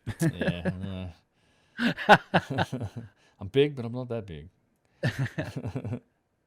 So these are the alcoves in the walls that some Yep. of them have evidence exhaust of like marks. candles being put in there. Yeah. A little bit of soot. Yeah, it's a little bit of soot, and you just don't see it on the rest of the ceilings. What is that? Is that writing? It's like Amazing. writing or something. Yeah. Plaster, and then they push the piece, it sticks and it stays. So everybody wants to honor. Yeah, my graphics here as well and everything. That's sort of haphazard, though. I mean, like Honor himself, have the priest honor him. the arrangement of those alcoves, those Sort little of notches in makes the limit, wall. you know, that Random. Yeah, I imagine it was sold on a per square inch basis or something. That's because this was used, down into that Greek Roman period, maybe afterward as well. And again, the priesthood was probably in charge of this, and they sold space. You do what you want. Yeah, There you go. Interesting. And then back out into the daylight through the door. Yeah, and that's the trouble. They lock these doors. You got to pay to get in. right. Man. It's All right, fantastic. all this video we watched, and I still don't understand anything. The tour. Yeah, I've been there a few times and I don't understand it. But it's my favorite site. It's just a magnificent site, and it just bends your noodle a bit when you get to thinking about all the different parts of it. Yeah. Absolutely. Yep, and I agree with the basic.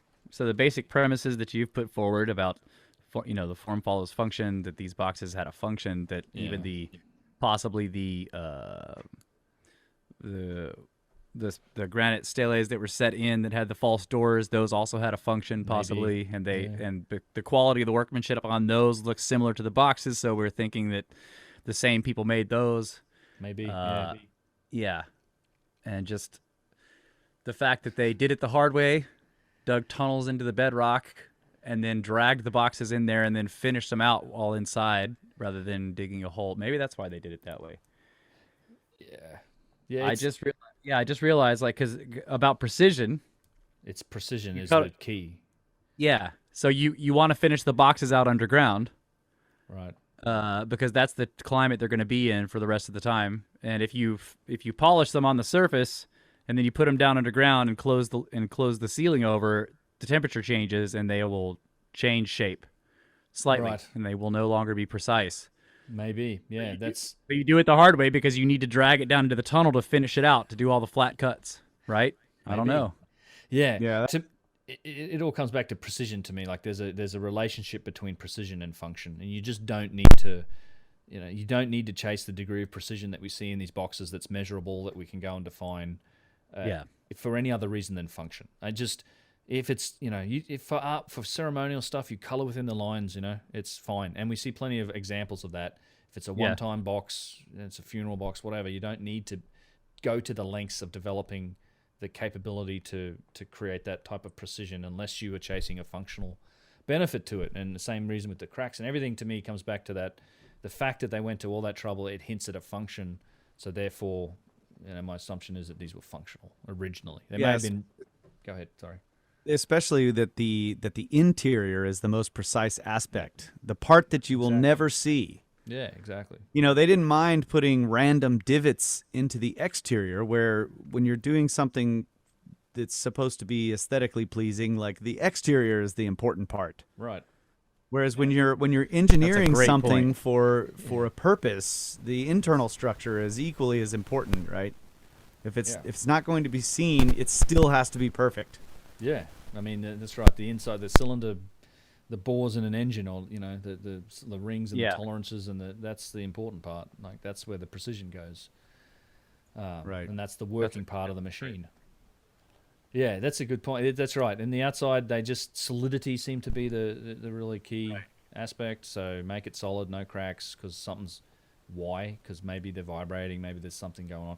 So yeah, who knows? And it's one of those things about perspective. It's really hard to frame it within our current perspective of technology, our understanding, which I think it's probably good to be able to think and just ponder the idea that maybe that solution lies outside of our perspective or outside of our current realm of understanding. It's like, who's to say we won't know more in 100 years about how to organic materials and things like stone, and who knows, right? We certainly don't know everything yet, and it's that the example is try and show an iPhone that's dead to someone from 100 years ago or 1,000 years ago, and they just didn't have a clue, wouldn't know how to frame what it is. But you and I, even though we can't build one, we could tell you what it is and what it's used for, because we have that frame of knowledge to say, well, this is what a wireless networking is, and a video screen and a touch screen and all the other components. We can place it into a perspective and a context, but maybe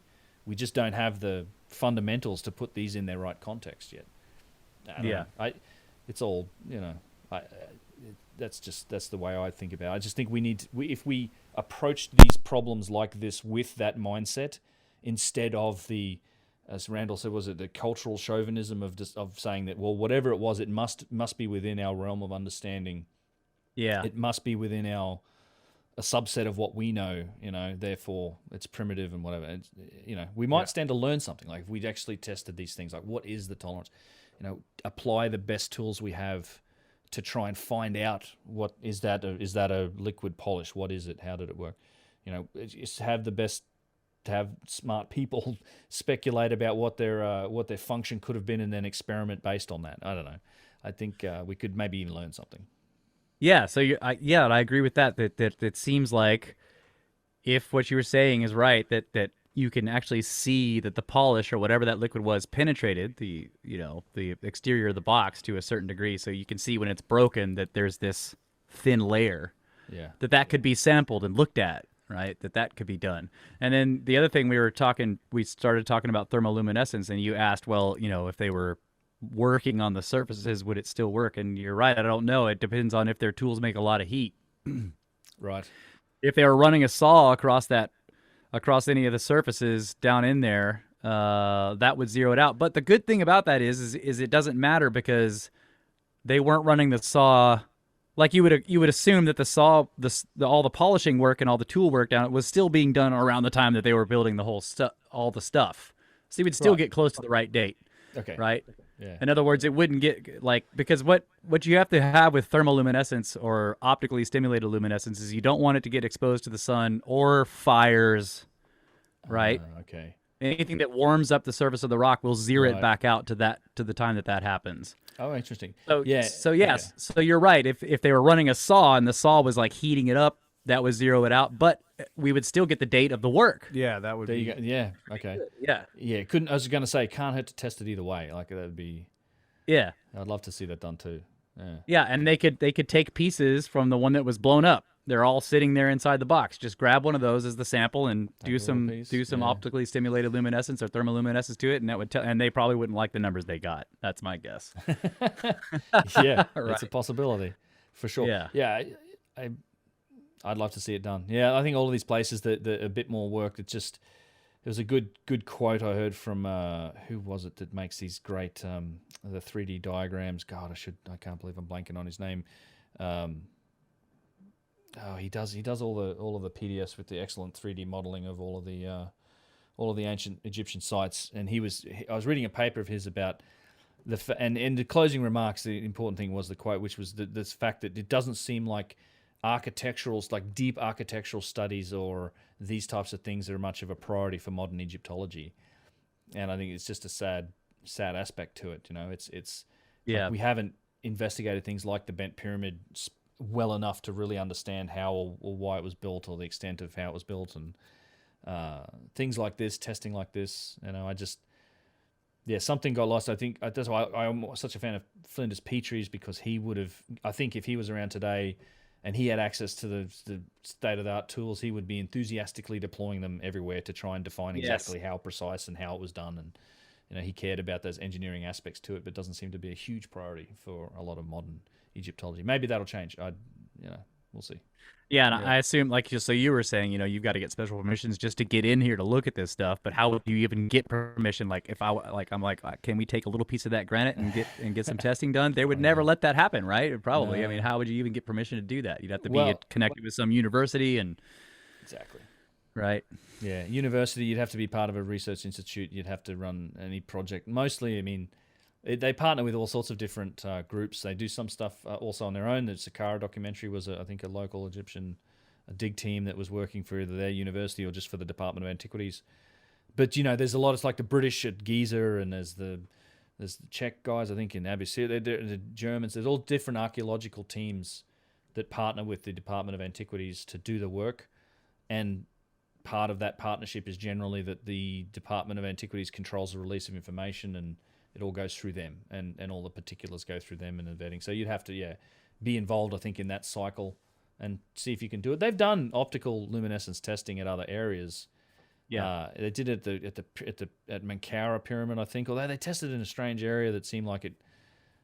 There's probably better candidates for areas for testing. But anyway, it's a whole other topic. But yeah, maybe they'll do it. I'd love to see it done. It just doesn't.